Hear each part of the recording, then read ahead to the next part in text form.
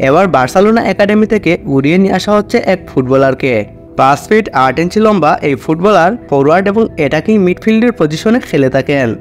পায়ে বল পাওয়া মাত্রই তিনি প্রতিপক্ষের জন্য হয়ে ওঠেন বিপজ্জনক।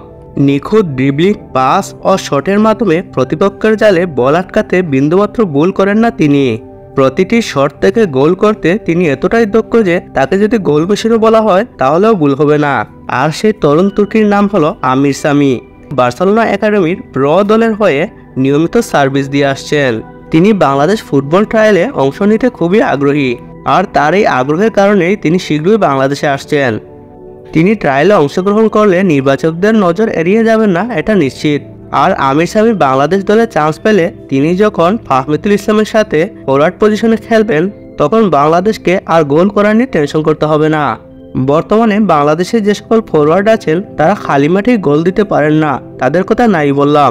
বাংলাদেশের ফুটবলকে ইউরোপ আমেরিকার পর্যায়ে নিয়ে যেতে একজন আমির সামির কোনো বিকল্প নেই।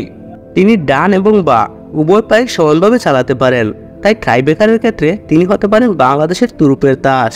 শুধু ট্রাইবেকার নয়, গোলকিপারকে মুহূর্তের মধ্যে বোকা বানাতে পারেন তিনি। তাই বাফুফের কাছে চাওয়া থাকবে যে তাকে কিভাবে দ্রুত বাংলাদেশে নিয়ে আসা যায় সেই ব্যবস্থা করা। আর তার মেধাকে যাচাই বাছাই করে জাতীয় দলের জন্য সিলেক্ট করাই থাকবে সিলেকশন প্যানেলের কাছে চাওয়া। বন্ধুরা, খেলাধুলা বিষয়ক সব ধরনের আপডেট পেতে অবশ্যই আমাদের চ্যানেলটি সাবস্ক্রাইব করবেন। ধন্যবাদ।